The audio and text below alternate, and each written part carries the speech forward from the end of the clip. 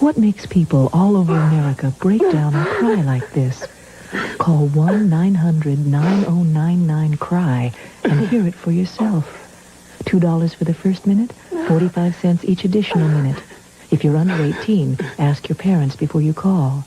1-900-9099-CRY. Then you see a pack of Hell's Angels going by, people are going to want to look. Next thing you know, cars, because they're just staring at us and not paying attention to stop traffic. If you wanted to break the law on an everyday norm, you should have joined the street gang. That's what they're known for. That's what they do. You're not allowed to steal cars on my block. We steal those cars. I mean, it was so bad by us in Vegas. I was in the pool swimming, and the guys came back, "Hey, Pee-wee, the cops are here. They want to talk to you." I said, "Well, go talk to them. Find out what they want." And they came back, they go, "They want to talk to you." Typically, if you leave the club, if you haven't been in for 10 years, you're automatically out back. Got put out in 2006, back in 2007, wound up going into Chattin 2011. Came out of there, I had 4.5 years to walk off with zero support from that club.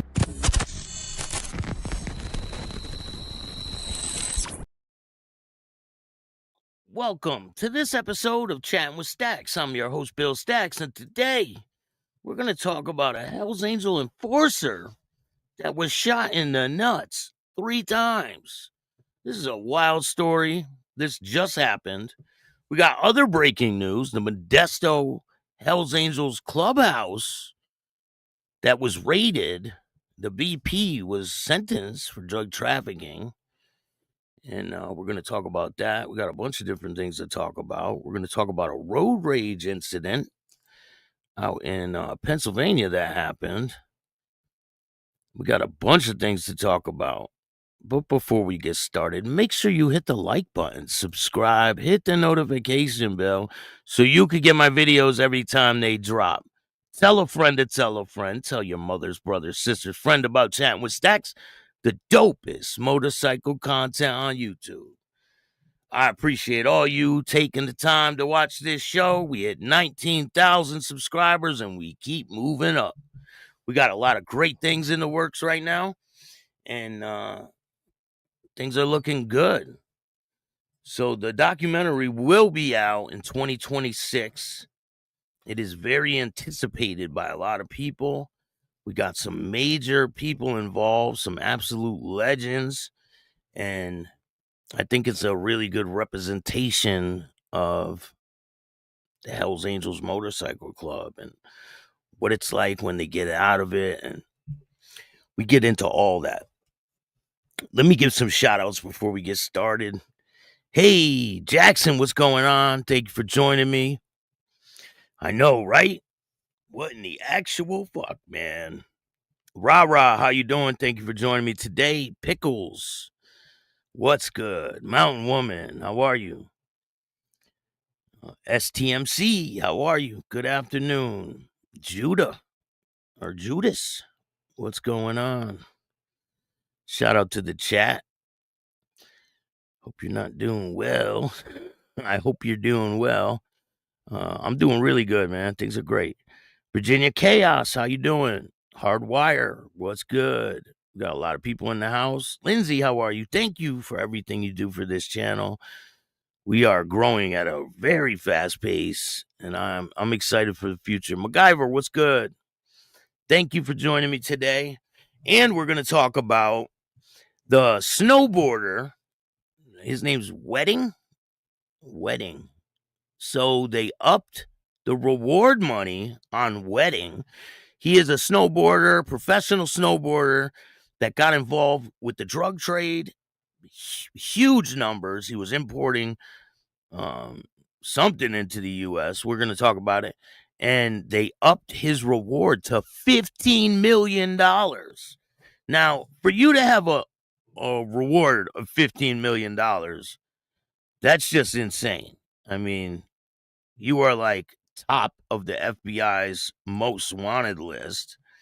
They just upped the reward to $15 million. Can you believe that shit? That is insane.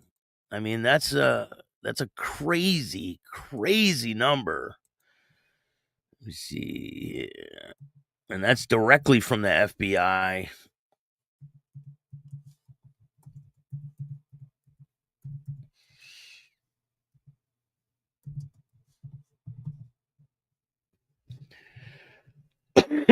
And he has a whole network of people that there's 10 people arrested on the indictment charging Olympic.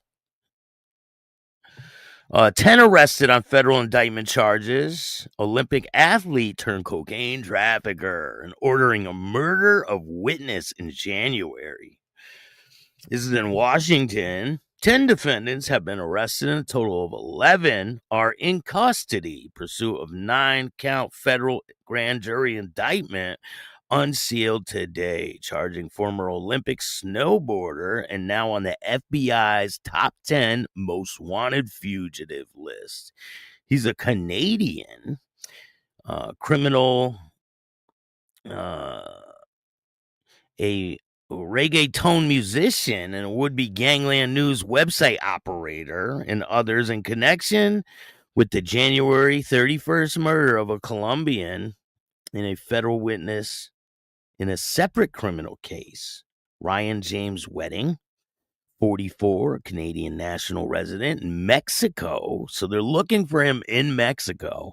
The case lead defendant is charged with overseeing operations of criminal enterprise, including engaging in witness intimidation tactics, such as murder, enriching himself with the enterprise laundered drug proceeds. In March of 2025, Wedding was placed on the FBI's list of top 10 most wanted fugitives.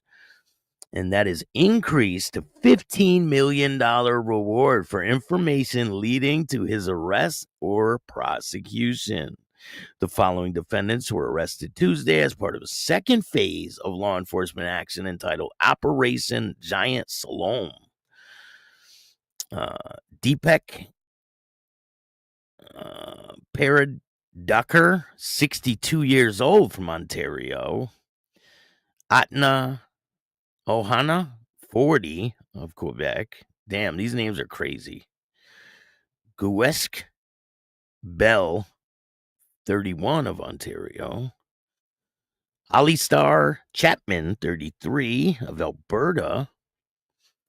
Ahmed Zitwan, 35, of Alberta. Carmen Flores, 47, of Bogota, Colombia.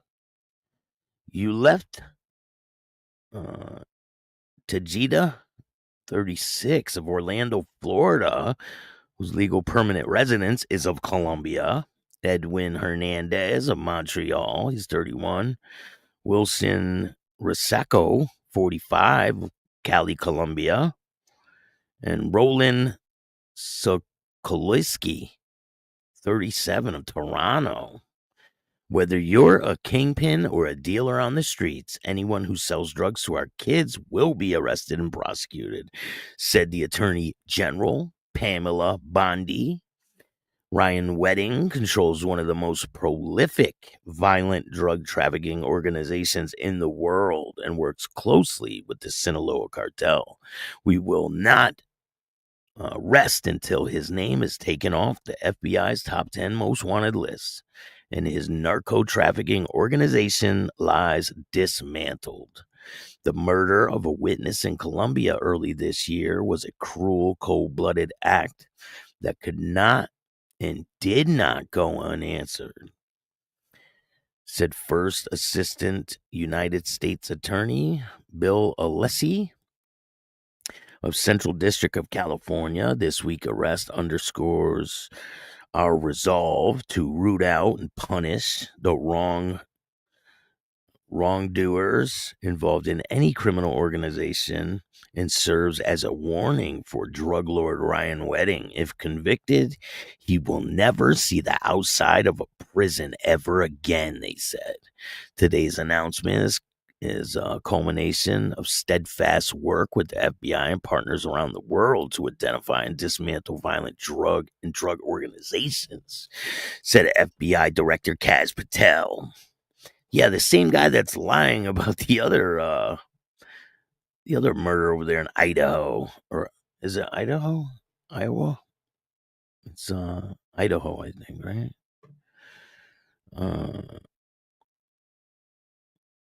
Ryan Wedding and his associates allegedly imported tons of cocaine each year from Colombia through Mexico and onto the U.S. streets and the U.S. communities. His criminal activities and violent actions will not be tolerated, and this is clear signal that the FBI will use our resources and expertise to find Ryan Wedding and bring him in and his associates to justice. Ryan Wedding, an athlete,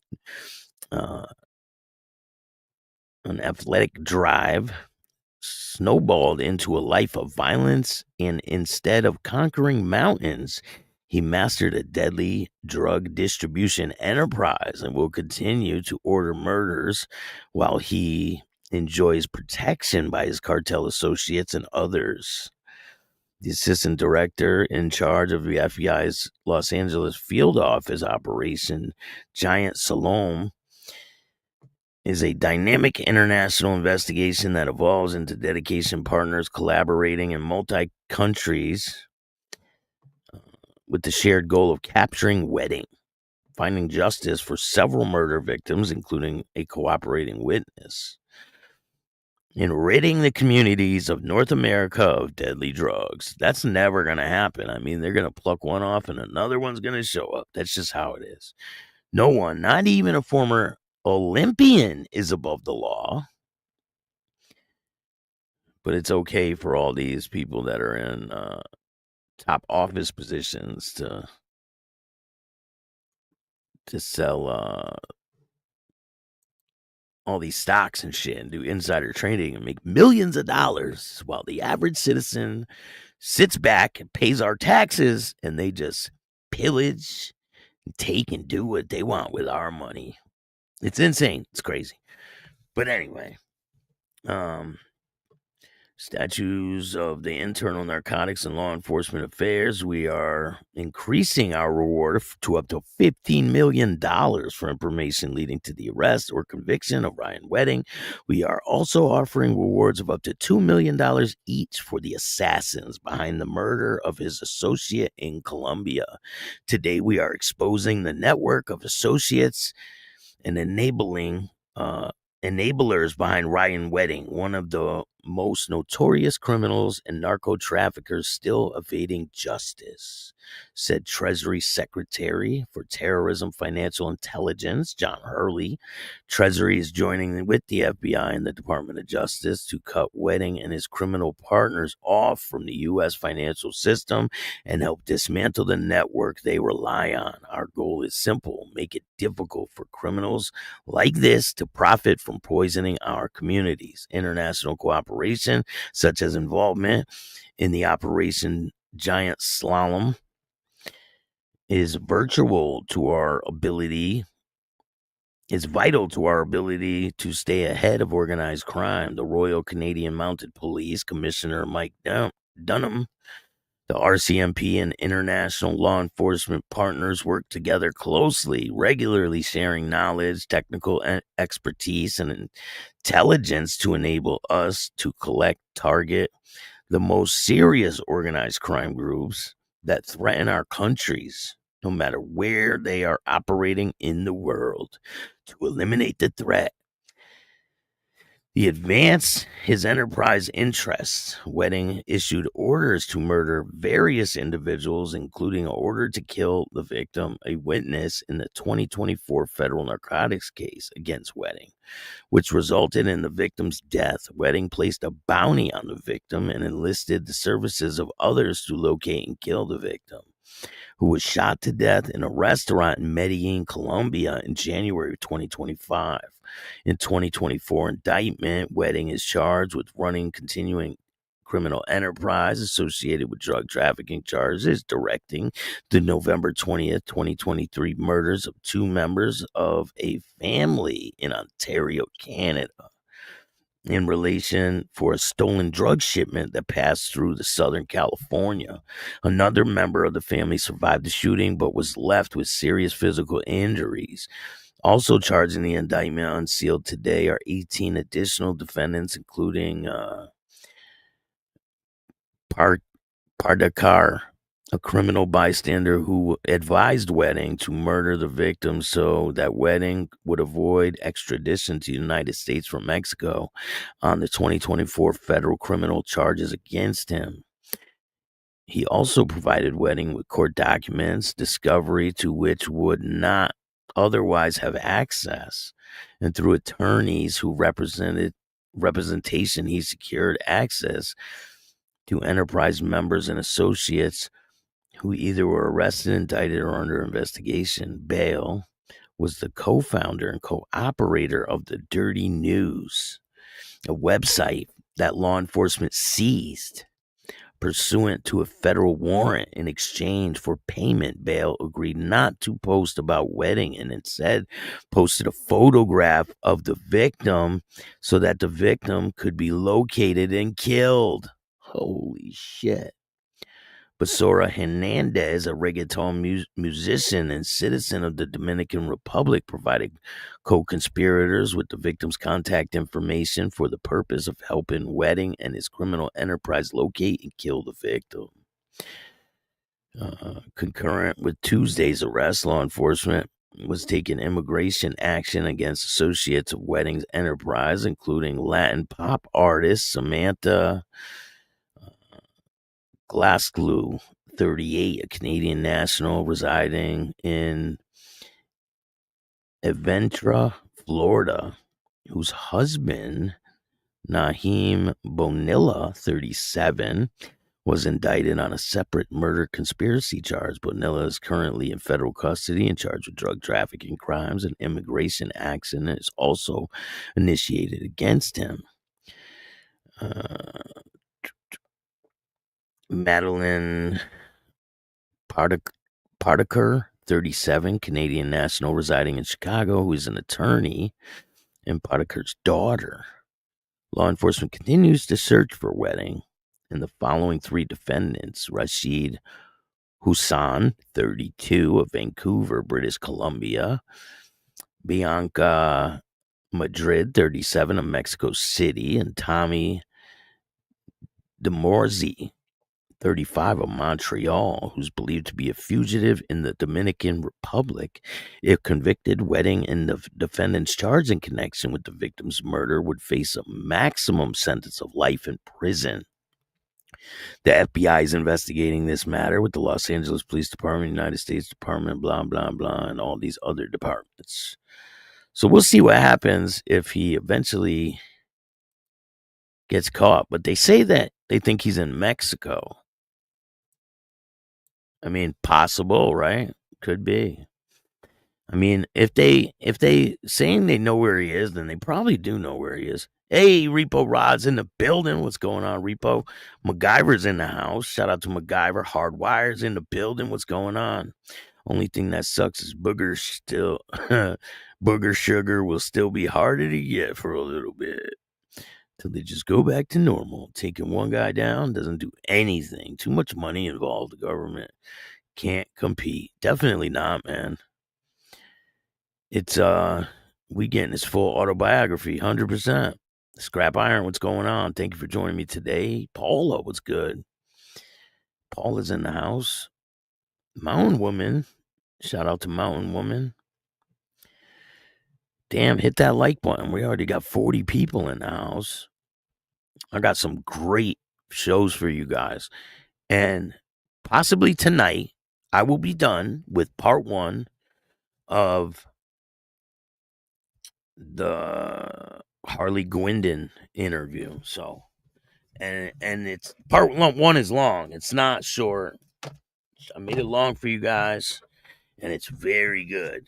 It's very good. It's not like any interview he did before. I ask him the questions that everybody wants to know, and he addresses the elephant in the room. I do ask him the questions about the charges and about him addressing things, and I ask him everything. So it's cool to see a post of an old-timer founder of Satan's Choice with Harley Barney. If anyone is interested in Biker News Canada, did an interview with Don, the founder of Satan's Choice. Cool. Go check that out. Yeah, this is the founder right there on the right. He's the one that first founded the club. But this interview with Harley is totally different than anything he's done because I ask him the questions that everybody wants to know. My name is Harley Gwindon, aka Harley G, and I'm chatting with Staxx.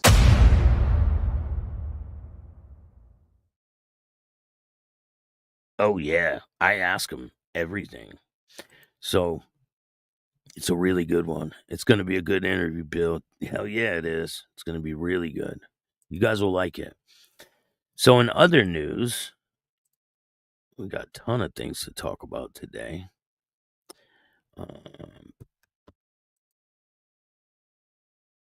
The Modesto raid of the Hells Angels former VP sentenced for drug trafficking. It says. Four Modesto men, alleged members of the outlaw motorcycle clubs and possible other gangs, were arrested. Sheriff's Office and law enforcement in Modesto, California. Four Modesto men, alleged members of the outlaw motorcycle club and possibly other gangs, were arrested. And simultaneous, the Sheriff's Office and other law enforcement, Modesto, California police and agents from the FBI and the ATF served warrants on several occasions. In Modesto, police, in collaboration with state's attorney, confiscated thousands of dollars worth of illegal product at smoke shops, including flavored tobacco and marijuana. Modesto Hells Angel VP, former VP, sentenced for drug trafficking. Modesto B.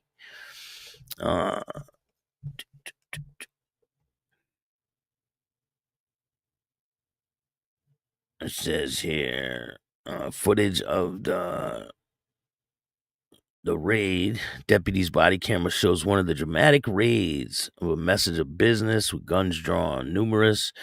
Those rumors have not been confirmed, but deputies, including members of what the fuck? It says here, Facebook gives people the power. 50 guns seized, multiple arrests after raids. County street gang investigation. Sheriff's Office say investigation began after Modesto police say 2 people have been arrested. The Sheriff's Office named 4 Modesto men as among 4 noteworthy arrests that include Vincent Ball, 62. View the profiles of the people named in the raid. Rumors have flooded social media about immigration agents being active in Stanislaus County after arrest. In Kern County, the operation is part of a statewide effort called Operation Reclaim and Rebuild. Raided 4 massage parlors. It says join Facebook to connect with Modesto raid and others that you may know.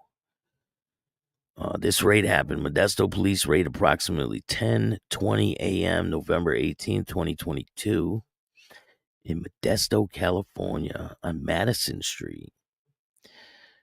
Footage, deputy camera footage shows dramatic raid of a massage business with guns drawn. 2 in Modesto, 1 in Kearns, and another in Turlock. We also provide Modesto Santa raid data, reconstruction, and all failed raid arise, it says.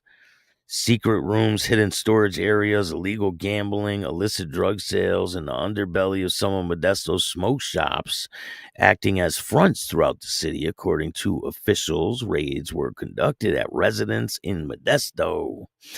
Fresno police make 4 arrests in Modesto raid for gun shop breaking. Fresno B.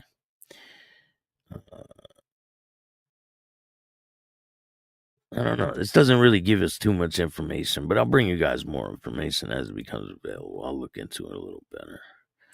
So there was a road rage incident between a car and a motorcycle that leads to shooting. Very scary, impatient drivers. This is in Bristol Township, Pennsylvania. Police are investigating a road rage incident in Bucks County that escalated into gunfire between the driver of the car and the motorcycle. The confrontation happened shortly before 2 p.m. Tuesday on New Falls Road near Indian Creek Entry in Levittown, Bristol Township. Police responded to reports of a shooting following a crash involving two vehicles. Janelle Johnson of Northwest Philadelphia spoke to the news from the hospital where she was being treated for heart conditions, saying it was triggered by the incident.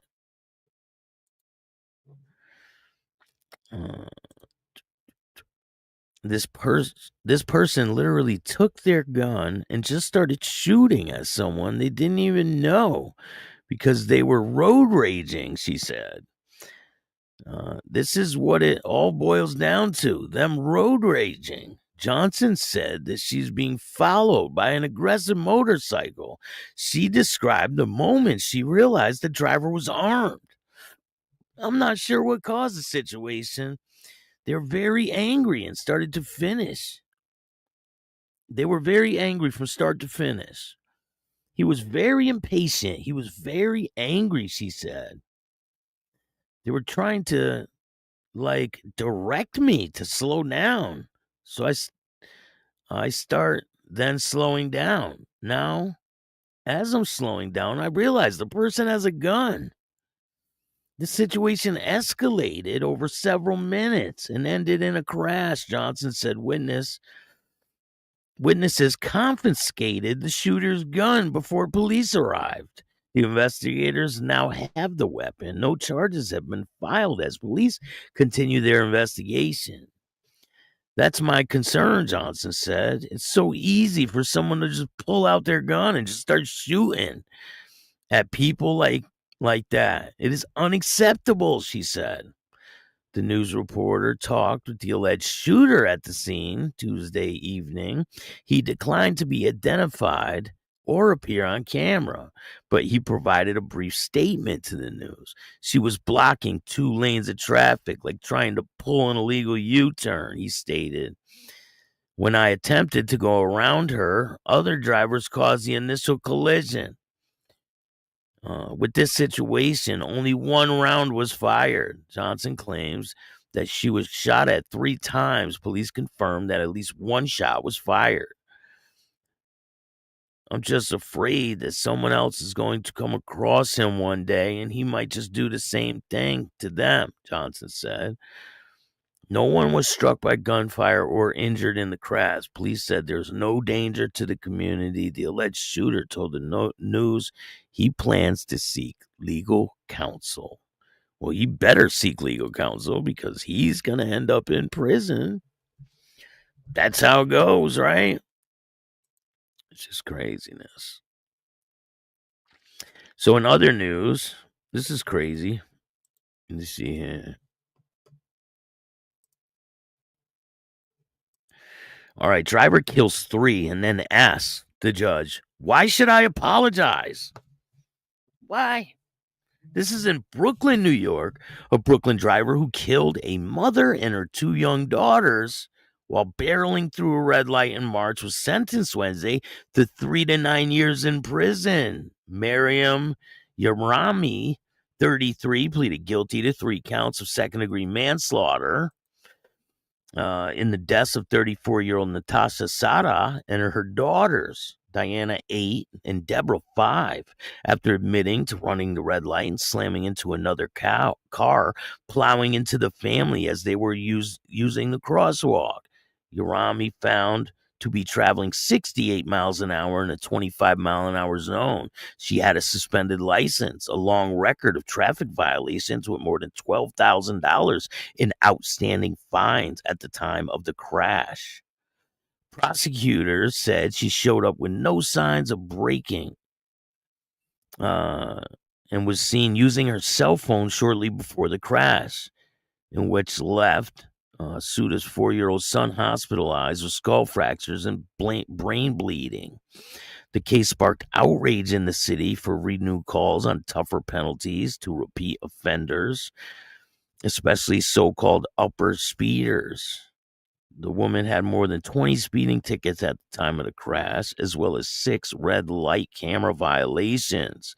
The red light she sped through before striking the family had been at least the second of the trip, the outlet adds. So that was the second light that she blew through before she hit this family. She was sentenced. The sentence was handed down by Judge Danny Cum. That sucks to have a name like that, but in Brooklyn's Superior Court, who offered her a lighter sentence in exchange for her guilty plea. She shouldn't have got a lighter sentence, but the district attorney had recommended that they get 5 to 15 years, arguing that she didn't care about anyone, only herself. As she wiped away the entire family, his office had highlighted a jail phone call in which she said, "Why should I apologize? I'm as much the victim as they are."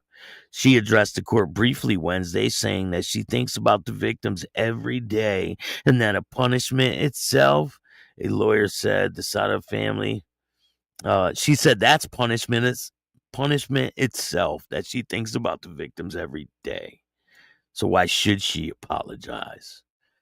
Wednesday saying, the family is outraged that they are not allowed to speak in court or view the sentence. It's too lenient. That is insane. They should be able to speak in court. Isn't that a law that the victim gets to speak in court? I mean, that's crazy. Vanguard, how you doing, man? Thank you for joining me today. Craig, what's good?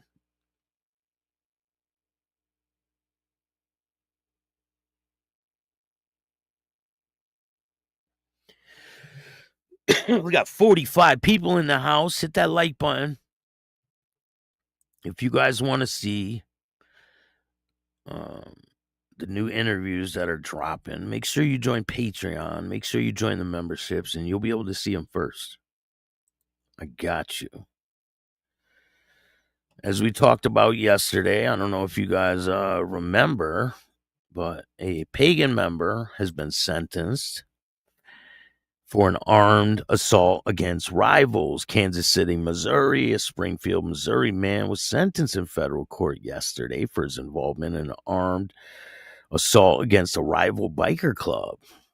Brandon Hodge, also known as Young Blood, 26 years old, was sentenced in U.S. District Court to 57 months in federal prison without parole for assault with a dangerous weapon and aid of racketeering on September 17, 2022. Hodge and 12 other members of the Pagans Motorcycle Club and their support club chased and forced a lone rival gang member off the road in Blue Springs, Missouri.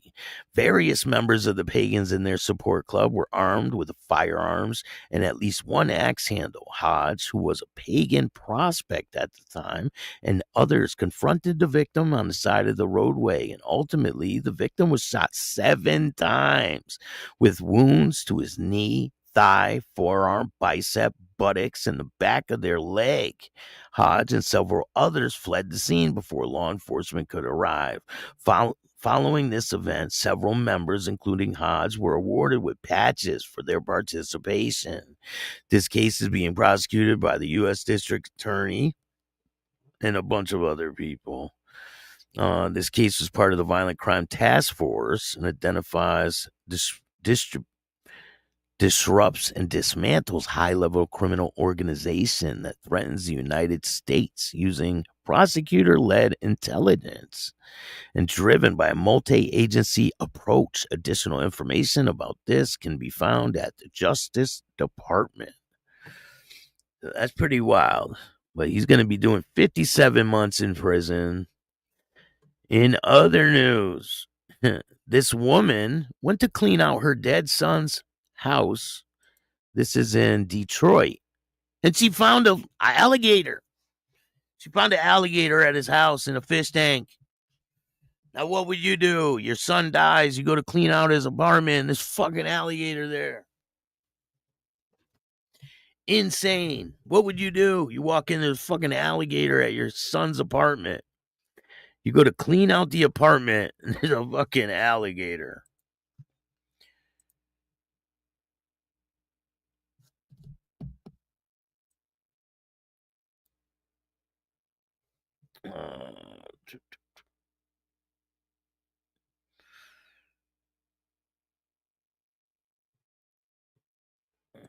I'm trying to find this other case that I wanted to tell you guys about.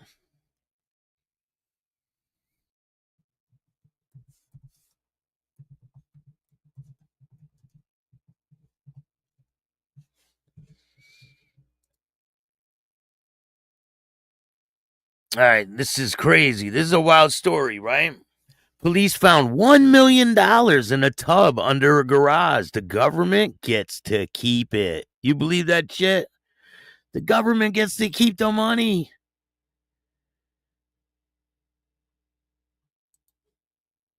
Hold on, let me see. So they get to keep this piles of money that they found in a tote underneath a garage. They get to keep the mysterious mounds of buried money seized in botched police raid. A number of Rubbermaid tubs were found buried under a garage floor in rural Ontario property stuffed with bundles of cash totaling more than $1 million. And the police get to keep the fucking money. I thought this was a wild story. Hold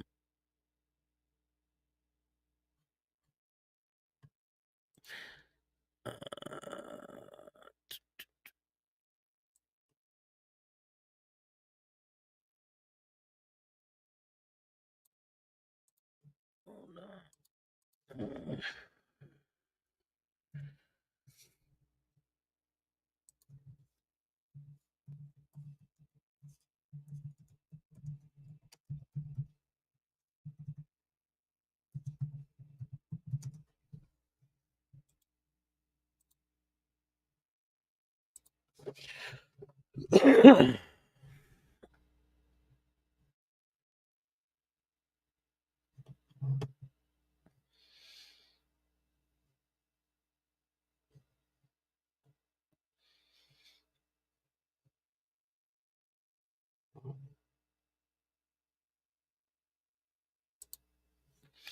Hold on, I'm waiting for the article to load. Hey, Ride, what's going on? How you doing?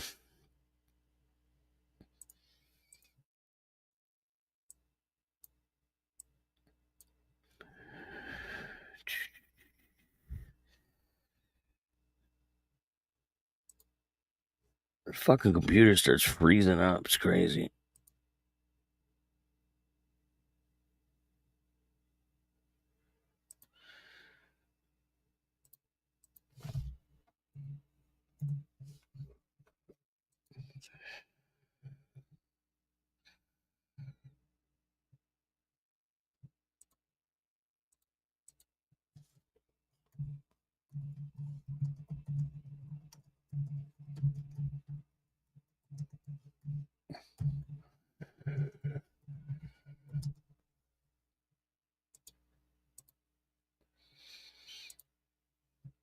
All right, let's see here. Ontario judge rules hidden cash was never man's to claim. In a quiet Ontario courthouse, a ruling this week sent ripples through the province, a legal community, an unexpected twist in the case that began as a routine search for illegal firearms unraveled into a story of secret suspicion and a fortune that no one could rightfully claim. It started with a police raid in a modest home tucked away on the end of a rural street. Officers arrived searching for one thing, an unregistered handgun they believed was hidden on the property. What they found instead was a mystery that would be taken months to untangle.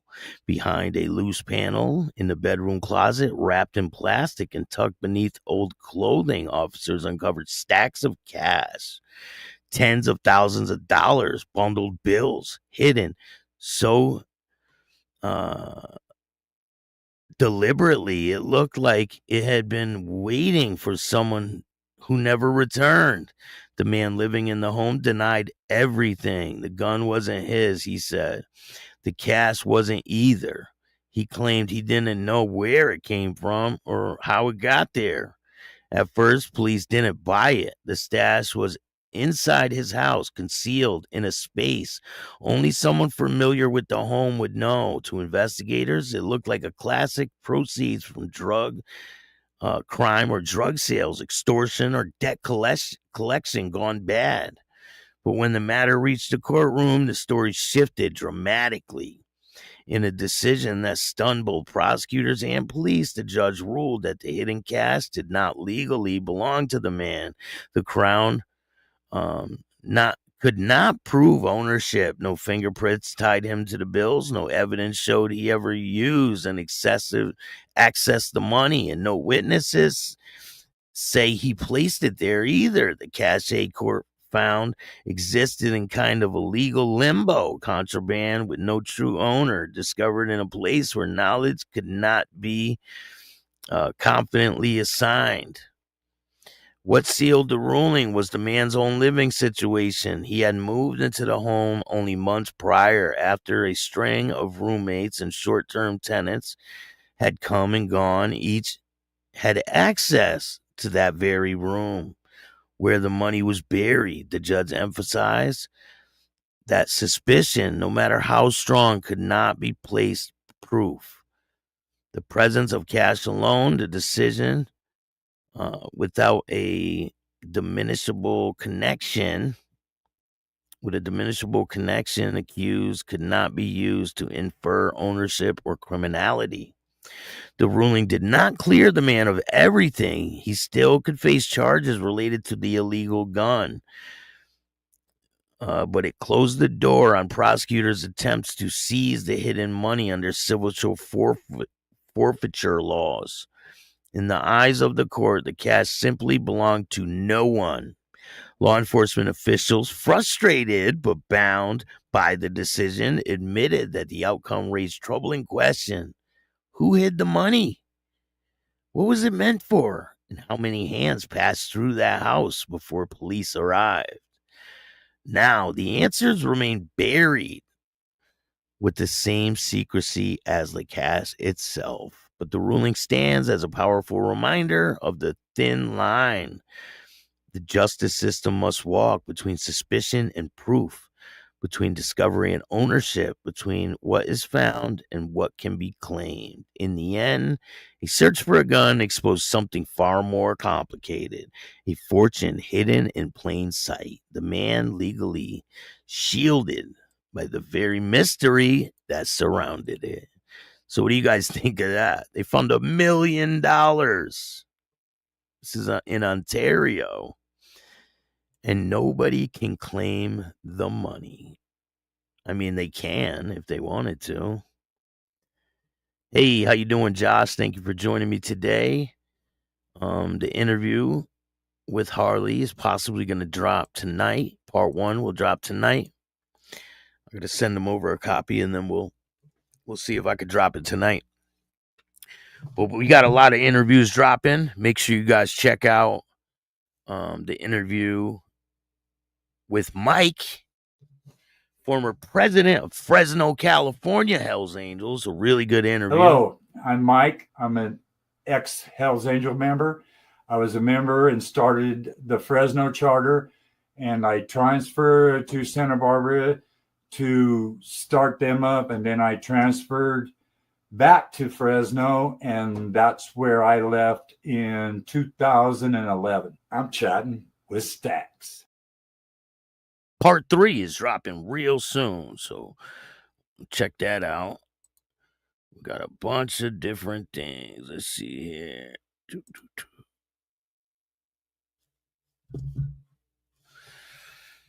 So, this story is pretty wild. This dude was shot in the nuts.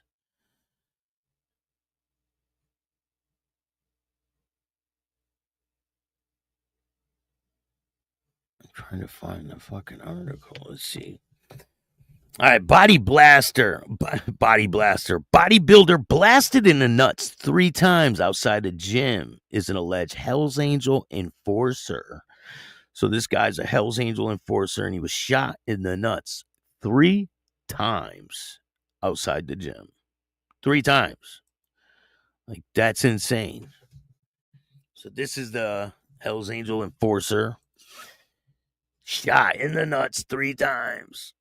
I mean, it hurts even thinking about it. A bodybuilder shot in the nethers outside a gym is a former MMA fighter and alleged Hell's Angel enforcer.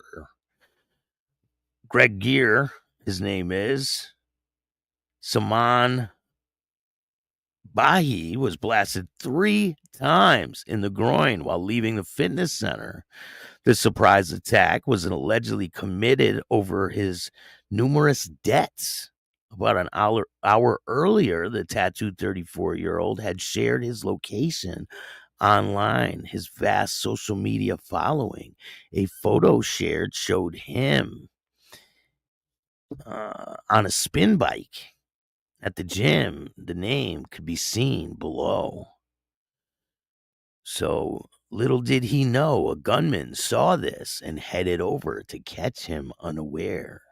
Witnesses say the gunman laid in wait for Benji as he left the Real Club in Marbella, Spain last Thursday, January 2nd.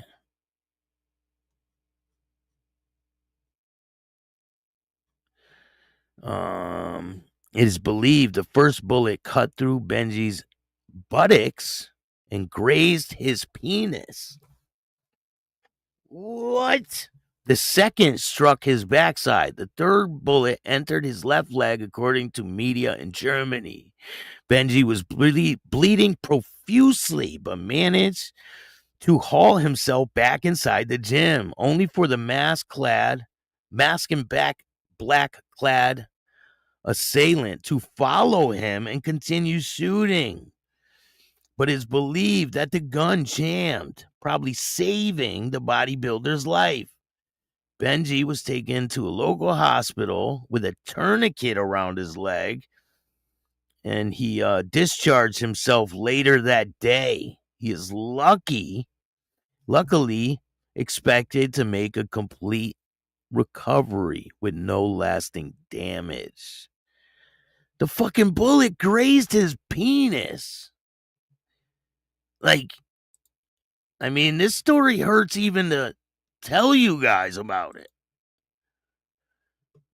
I mean, the bullet grazed him. Like, oh my God. However, 2 bullets will remain in his groin area forever, as it is too risky to try to extract them. So he went to the hospital and he checked himself out the same day. This is a tough guy right here. So the bullet will remain in his groin area forever, as it's too risky to extract them. It is possible that the thin bullet were not intended to take the bodybuilder's life, but to punish him instead. But an investigation that has ensued and tried to find the motive behind the attack. His assailant fled the scene on a motorcycle, and there were no reports of an arrest at the time of this writing. Benji is described in reports as a former MMA fighter and allegedly an ex-Hell's Angel enforcer. He is believed to have been forced out of the Outlaw Motorcycle Club due to disagreements with his superiors. During his time there, he allegedly threatened people and to beat them up, making enemies in the process. Benji, who is of Iranian origins, boasts 77,000 Instagram followers. He uses his page to flaunt his life of luxury, including flashy cars, blingy watches, jet-set trips around the world. Benji, who reportedly lives in Cologne, Dubai, and Marbella, is said to have been targeted by the gunman before in 2021. His last pro fight took place in 2018 and ended in a victory by TKO, as reported. So what do you guys think of this situation? They said the fucking bullet grazed his penis. And they're stuck. 2 bullets are stuck in his groin forever. I mean, and then he checked himself out of the hospital the same day. I mean, that's pretty crazy. It is. That's nuts, right, Richard? I thought this was a good story to bring you guys.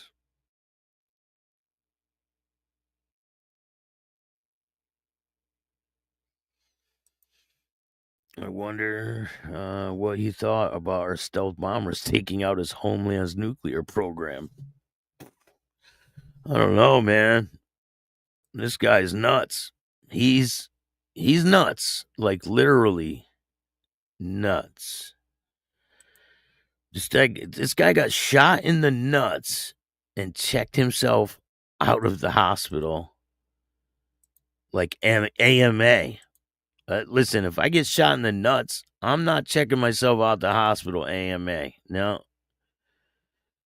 He just put a tourniquet on his nuts and went to the hospital. Crazy.